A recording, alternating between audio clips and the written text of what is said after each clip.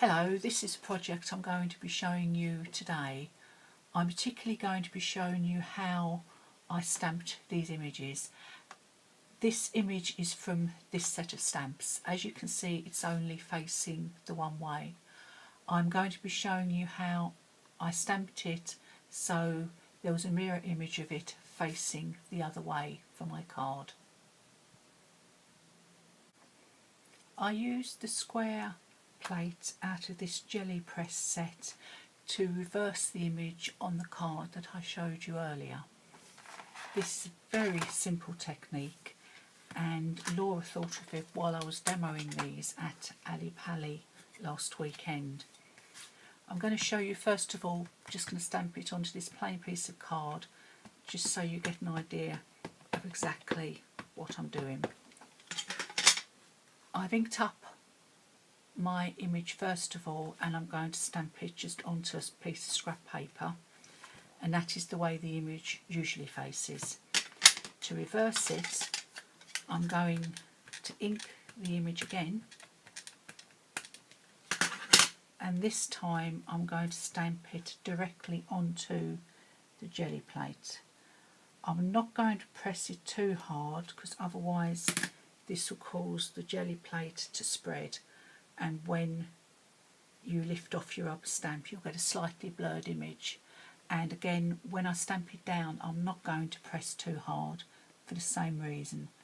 I'll line it up as if I was direct stamping onto a project, because you can see exactly where you're going to put it as well, which is a good thing.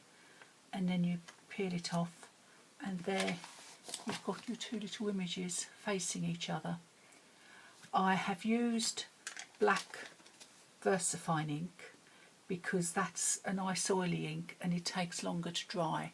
I have done it with Ranger archival ink, but because it's a faster drying ink you didn't get such a black second image. It still looks okay, but I just prefer the blackness of the VersaFine, especially if you're going to colour it in.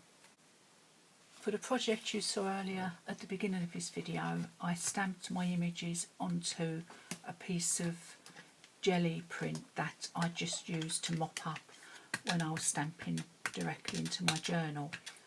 Again, I just inked my stamp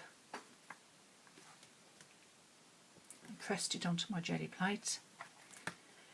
If you've used this to stamp before, just rub it over gently to make sure there's no residue of the image left. You can see my thumb's gone quite black there.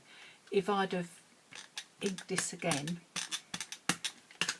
pressed it onto my Gelli plate and just stamped with it, I probably wouldn't have got that stamp in exactly the same place on the Gelli plate, and when I stamped it I would have got a little shadow of my image. And there they are, exactly mirror images. I really do love this technique. It's simple and it's really easy, and it's one of those things that I really wished I'd thought of. I've now cut out my images and I've stuck them in place on my card. I finished my card with a border. The flower stamp is from this set of stamps by That's Crafty, and I've stamped it and coloured it with some pencils to coordinate with the Gelli plate background that I used to stamp my zebras onto, and I've joined this just with a doodled border. And the word smile that I've put in between the zebras is from this set of stamps by That's Crafty.